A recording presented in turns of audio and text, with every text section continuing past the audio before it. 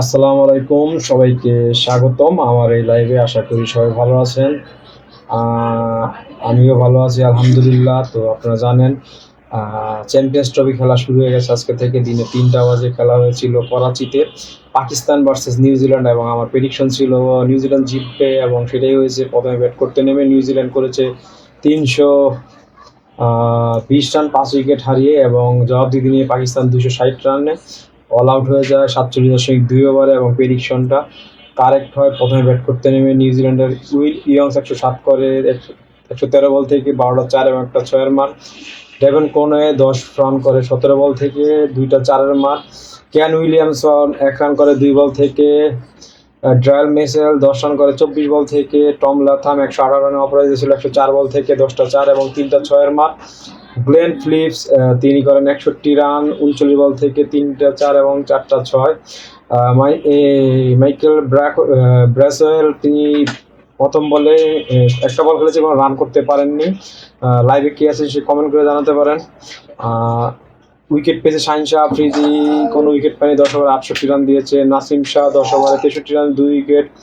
আবরার আহমেদ 10 ওভারে 47 রানে 1 উইকেট। হারিস রফ 10 ওভারে 83 রান দিয়ে 2 উইকেট, মানে মোটামুটি রান বিলিয়ে দেওয়ার জন্য তিনি উজার করে নেমেছিলেন এবং সেটাই সফল করেছেন। 10 ওভারে 83 রান, মোটামুটি তিনি 3/1 রান দিয়ে দিয়েছেন। খুশদিল শাহ 7 ওভারে 40 রান দিয়েছেন, কোনো উইকেট নেই। সালমান আগা 3 ওভারে 15 রান দিয়েছেন, কোনো উইকেট নেই। ব্যাট করতে নেমে সাউথ শাকিল 19 বল থেকে 6 রান করতে সমর্থ হয়। বাবর আজম 90 বল থেকে 64 রান করতে সমর্থ হয়। মোহাম্মদ রিজওয়ান ক্যাপ্টেন, তিনি 14 বল থেকে 3 রান। ফখর জামান 41 বল থেকে 24 রান। সালমান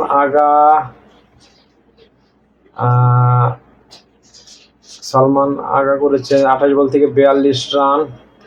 তাইব তাহির করেছেন 5 বল থেকে 1 রান, এবং খুশদিল শাহ করেছেন 49 বল থেকে 69 রান। শাহিন শাহ আফ্রিদি 13 বল থেকে 14 রান।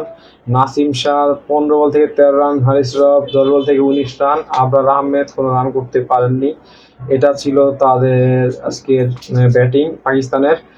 ম্যাট হেনরি 7 ওভার 2 বলে 25 রান দিয়ে 2টি উইকেট নিয়েছে, একটা মিডিয়ান ওভার আছে। উইল ও রুকুরি তিনি 9 ওভার 47 রান দিয়ে 3 উইকেট পেয়েছেন। মাইকেল ব্রেসওয়েল 10 ওভারে একটা মিডিয়ান 38 রান 1 উইকেট দিয়েছেন। গ্লেন ফিলিপস 9 ওভারে 63 রান, কোনো উইকেট নেই। মাইকেল জেটনার তিনি 10 ওভারে 66 রান দিয়েছেন, 3 উইকেট পেয়েছে। নাথান স্মিথ 2 ওভার 20 রান দিয়েছে, 1 উইকেট। আগামীকাল কিন্তু আরো একটি খেলা আছে দিনের 3টা বাজে। সেই খেলাটা হচ্ছে বাংলাদেশ ভার্সেস ইন্ডিয়া এই গ্রুপের। বাংলাদেশের সম্ভাব্য একাদশকে সেটা নিয়ে আপনার আজকে বিশ্লেষণ করব, এবং রিসেন্ট পারফরমেন্স। ইন্ডিয়া লাস্ট 5টা ম্যাচের ভিতরে 3টা জিতেছে এবং 2টা হেরেছে। বাংলাদেশ লাস্ট 5টা ম্যাচের মধ্যে 4টা হেরেছে, 1টা জিতেছে। বাংলাদেশের সম্ভাব্য একাদশ: তানজিদ হাসান তামিম, সৌম্য সরকার, নাজমুল হোসেন শান্ত ক্যাপ্টেন, তাহিদ হৃদয়, মুশফিকুর রহিম উইকেট কিপার, মাহমুদুল্লাহ রিয়াদ, মেহেদী হাসান মিরাজ, রিশাদ হোসেন, তাসকিন আহমেদ, নাহিদ রানা, মুস্তাফিজুর রহমান।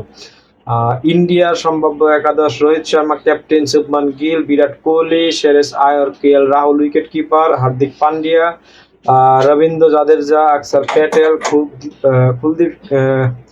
কুলদীপ যাদব, মোহাম্মদ সামি, আশদীপ সিং। এই হচ্ছে 2 দলের সম্ভাব্য একাদশ।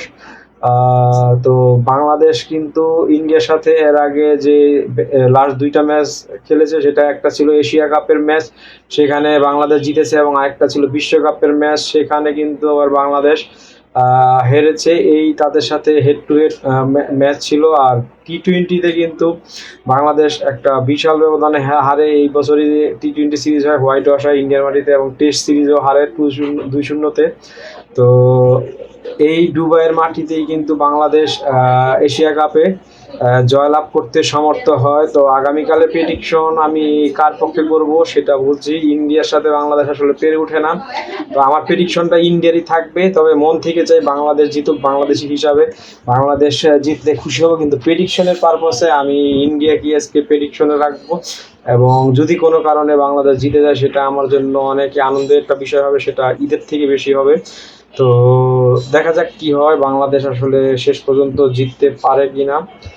আপনারা যারা লাইভে আছেন তারা কমেন্ট করে জানাতে পারেন যে বাংলাদেশ জিতবে কি না ইন্ডিয়া জিতবে, সেটা comment করে জানাতে পারেন। এবং আজকের prediction কিন্তু ঠিক ছিল। আমি সাউথ আফ্রিকা পাকিস্তানের সাথে ম্যাচের প্রেডিকশনটা ছিল প্রেডিকশনটা ছিল নিউজিল্যান্ডের পক্ষে, এবং নিউজিল্যান্ডই কিন্তু জয়লাভ করেছে দিন শেষে, এবং জিতে কিন্তু তারা অনেকটাই পয়েন্ট টেবিলে এগিয়ে রইল, এবং তারা দ্বিতীয় রাউন্ডে যাওয়ার প্রতি বা সেমিফাইনাল যাওয়ার পথটাও কিন্তু সুগম করে রাখলো। এবং পাকিস্তানের জন্য এটা টাফ হয়ে গেল, কারণ পাকিস্তানের পরবর্তী 2 ম্যাচ হচ্ছে বাংলাদেশ এবং ইন্ডিয়ার সাথে। পরের ম্যাচটা হচ্ছে ইন্ডিয়ার সাথে, তারপরে লাস্ট ম্যাচ হচ্ছে বাংলাদেশের সাথে। ইন্ডিয়ার সাথে ম্যাচটা কিন্তু দুবাই হবে পাকিস্তানের, তো পাকিস্তানের জন্য একটা বিশাল চাপ হয়ে যাচ্ছে। তো আশা করব আগামীকালের ম্যাচে বাংলাদেশ ভালো একটা পারফরমেন্স করবে, এবং যা থেকেই নেওয়া হবে তাকেই আমরা সমর্থন দিব। এবং ভালো একটা ম্যাচ যদি বাংলাদেশ আগে ব্যাটিং করে, সেই ক্ষেত্রে যদি 290 রান বা 300 রান করতে পারে, তাহলে বাংলাদেশে কিন্তু জয়ের সম্ভাবনা আছে। চাঁদনি হাসান কমেন্ট করেছেন, আসসালামু আলাইকুম ভাইয়া। ওয়ালাইকুম আসসালাম ভাইয়া, কেমন আছেন? পিনে রেখে দিলাম চাঁদনি হাসানকে। যাই হোক, তানজিদ হাসান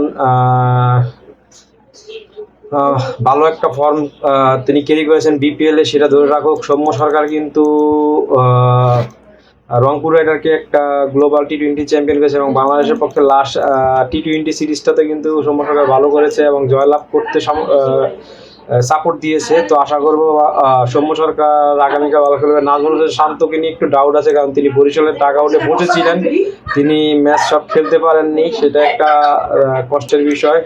তাহিদ হৃদয় আছেন, এছাড়া আছে মুশফিকুর রহিম, মাহমুদুল্লাহ রিয়াদ, মেহেদী হাসান মিরাজ, রিশাদ হোসেন, তাসকিন আহমেদ, নাহিদ রানা, মুস্তাফিজুর রহমান। এই হচ্ছে সম্ভাব্য একাদশ। তবে জাকির আলীকে যদি নেওয়া যায় তাহিদ হৃদয়কে না নিয়ে, সেক্ষেত্রে বাংলাদেশের জন্য আরেকটু বেটার হবে মনে হচ্ছে আমার। বাংলাদেশের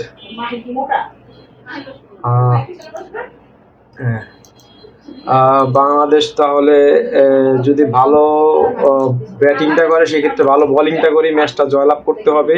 তো আশা করব বাংলাদেশে জিতবে। তবে প্রেডিকশন যাচ্ছে কিন্তু ইন্ডিয়ার পক্ষেই। তো আপনাদের প্রেডিকশন কি সেটা কমেন্ট করে জানান। তো এতক্ষণ যাবত ধৈর্য ধরে যারা আমার ভিডিও দেখেন সবাইকে ধন্যবাদ।